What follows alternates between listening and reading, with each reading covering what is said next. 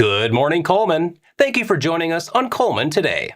I'm your host, Dustin Isom, filling in for Christine Wiggins, and today is Thursday, July 16th. Coming up on Cullman Today, Cullman attorney Sara Baker was taken into custody in Mountain Brook after a judge revoked her bond. Plus, Visit Cullman has earned the Alabama tourism industry's highest honor for its leadership, marketing, and impact on the local economy. And colony leaders approved Newtown vehicles, advanced a planning grant, and heard residents' concerns about power outages and electrical surges. All this plus sports, weather, 4 and 4, and more. So now let's take a closer look at the top stories happening in Cullman today.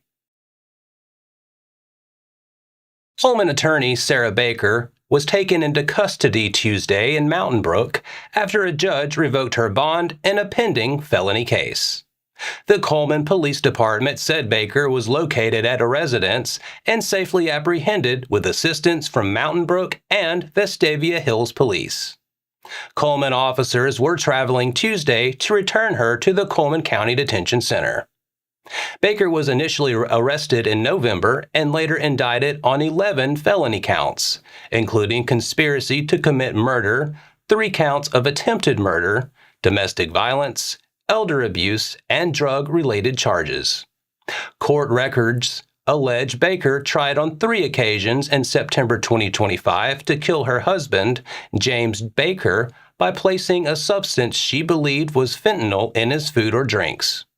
Records allege he experienced physical impairment after consuming the substance. Baker had been released after posting a $400,000 bond. Prosecutors later alleged she violated conditions of her release, leading to the revocation order. Cullman County District Attorney Champ Crocker is prosecuting the case. No trial date has been announced. Baker is presumed innocent unless and until proven guilty. Visit Cullman has been named the 2026 Alabama Tourism Organization of the Year, the highest honor presented to a destination marketing organization by the state's tourism industry. The award was presented during the Alabama Governor's Conference on Tourism and recognizes leadership, innovation, marketing excellence, and measurable economic impact. Visit Cullman Executive Director Harmony Hurd Steed said this honor reflects a community-wide effort involving tourism, staff, local boards, hotels, restaurants, attractions, event organizers, businesses, elected officials, and volunteers. She also credited Cullman Parks, Recreation and Sports Tourism, and Cullman County Parks and Recreation for helping attract visitors through festivals, sporting events, and recreational opportunities. Over the past year, Visit Cullman has expanded partnerships, launched new marketing initiatives, and increased the county's visibility across Alabama and beyond. Its promotions have highlighted signature events, outdoor recreation, local food, German heritage, and family-friendly attractions. Steed said responsible tourism growth supports local businesses, creates jobs, and generates tax revenue while improving residents' quality of life. The Colony Town Council is seeking grant funding to evaluate the town's electrical infrastructure and stormwater systems. During its July 14th meeting, the Council adopted Resolution 2026-2, authorizing an application for a planning grant focused on the community's infrastructure needs. Council members Michael Johnson and Gerald Flanagan also reported on a recent grant writing seminar in Decatur. The seminar highlighted smaller grant opportunities that could help Colony pay for future projects and improvements. Residents raised concerns about recurring power outages and electrical surges, saying the disruptions could damage appliances and other electronic equipment. In other business, the council approved the purchase of a vehicle and golf cart for town use.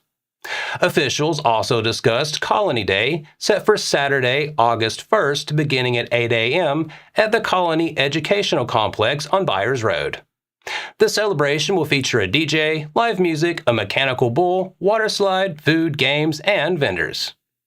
The council's next meeting is Tuesday, August 11th at 6 p.m. at Colony Town Hall. And that's all for our top stories this morning. Coming up, West Point is preparing a challenging new region as the Warriors look to return to the playoffs this fall. Sports is next.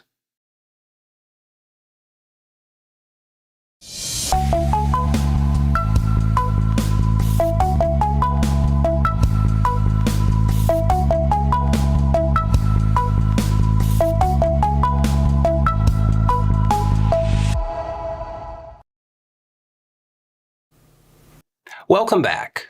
West Point enters the 2026 football season looking to build on last year's improvement and return to the playoffs under head coach Kevin McCravey.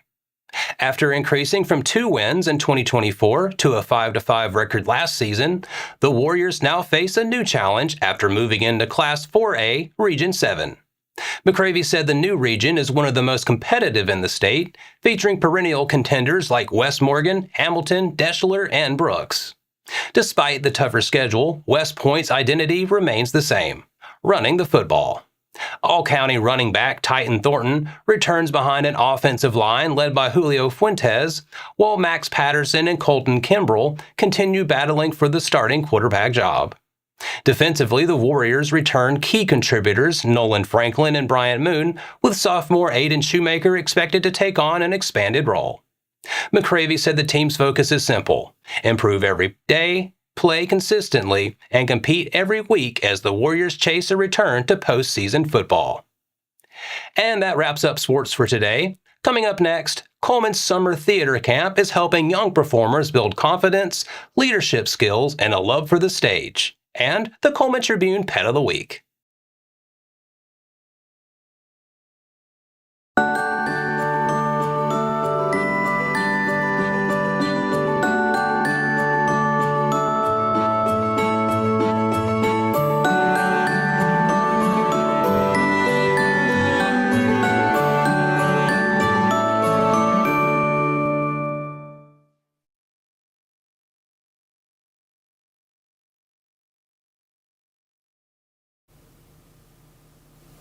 Welcome back. Now it's time to speed things up with a news rundown. 4 stories in under 4 minutes. Summer Theater Camp is underway in Cullman, giving young performers a chance to build confidence, leadership skills, and stage experience. The camp opened this week with instructors Rodney Basenberg, Wayne Cook, and Laura Harris. On the first day, Cook led activities designed to help students get to know one another while emphasizing the importance of teamwork and leadership in theater. He encouraged each student to recognize their unique talents, whether it's singing, dancing, acting, or comedy. Everybody hear that? So there's not going to be anybody get up in front of people that we're going to make fun of or that you're going to be embarrassed on what you did. But if you step up and do something, we're going to be proud of you, right? Everybody following that? Basenberg, chairman of the Cullman Community Theater, said this year's camp has grown to more than 20 students and will culminate with a public performance Friday at the Clark Street Theater. Students will present selections from Grease, Rent, and Wicked, along with original skits.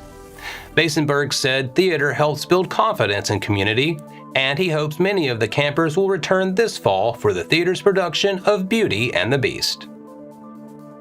The Link of Cullman County is asking the community to help fill a critical need by donating blood later this month.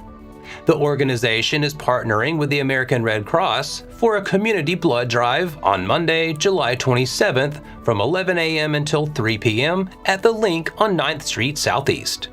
The Red Cross says its blood supply dropped to nearly 25% during June and is encouraging communities to help replenish donations. Organizers have 26 appointment slots available, but only 10 have been filled so far. Donating blood takes about 15 to 20 minutes and can help save lives. Everyone who donates will also receive a free Fandango movie voucher from the American Red Cross. To schedule an appointment, visit redcrossblood.org and search using the sponsor zip code 35055. Even though school is out for the summer, learning is still in full swing for more than 100 students at Cullman City Schools' annual Summer STEM Camp. A total of 130 students in grades 1 through 8 are spending the second half of July at East Elementary exploring science, technology, engineering, and math through hands-on projects. The camp is a partnership between Cullman City Schools, Cullman City Parks Recreation and Sports Tourism, and continues to grow, with a waiting list again this year. Students are building balloon-powered cars, rubber band paddle boats and marble runs, creating solar ovens and volcanoes, and even harvesting crops in the school's outdoor classroom. Teacher Lacey Cameron says the camp gives students a chance to think creatively, solve problems, and work together while discovering new interests beyond the traditional classroom. Dusty Rose, the Cullman Tribune's Pet of the Week, is a Duluth calico kitten with a short tail and enough personality to fill any home. Approximately 12 weeks old, Dusty Rose is playful, smart, and always ready for her next adventure. Shelter staff said she has already learned how to climb back into her kennel with the help of a footstool when she knows dinner time is getting close. When she's out playing with the other kittens, though, Dusty Rose may decide your pants leg is simply another part of the kitty tower. Once her workout is over, however, cuddling with her person is essential. With her happy enthusiasm, intelligent, and affectionate nature, Dusty Rose has the makings of a wonderful companion and potential therapy kitty. Her adoption fee is $100 and includes her spay, age-appropriate vaccines, microchip, deworming, general exam, and rabies vaccine. Visit the Cullman County Animal Shelter at 935 Convent Road Northeast. It's open Monday through Friday from 9 a.m. until 3:30 p.m. Contact the Cullman County Animal Shelter at 256-5448 or Cullman Animal Shelter at co.cullman.al.us. If Dusty Rose has already found her forever home, ask the shelter staff about her friends who are still waiting for families of their own. And that's your 4 stories in under 4 minutes. Now for a quick break before we look at the weather ahead and pay our respects with obituaries. I'll be right back after this quick message.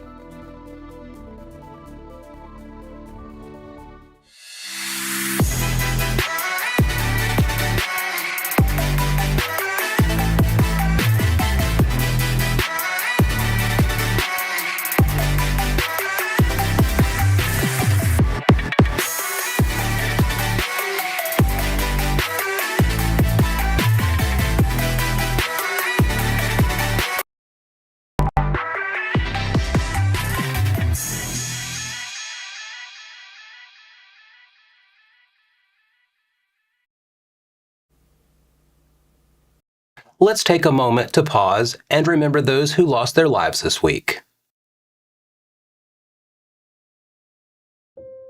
Judy Ann Moctezuma, 49 of Cullman, passed away Monday, July 13th. Visitation will be today from noon until 2:30 p.m. at Hansville Funeral Home. Burial will follow at 3 p.m. at Laodicea Cemetery. Jody Lee White, 61 of Addison, passed away Wednesday, July 8th. No services are scheduled at this time. Our thoughts and prayers go out to their friends and families. Now, let's take a look at your weather forecast. Today starts with some patchy morning fog, followed by mostly sunny skies and a 40% chance of showers and thunderstorms, mainly between 1 and 5 p.m. The high will be near 86. Tonight, any early storms should fade quickly, leaving mostly clear skies with a low of around 70. Some patchy fog may develop overnight. Tomorrow will be mostly sunny with another round of afternoon showers and thunderstorms possible after 1 p.m. The high will be near 88, but it could feel closer to 98. Tomorrow night looks mostly clear with a low of around 71.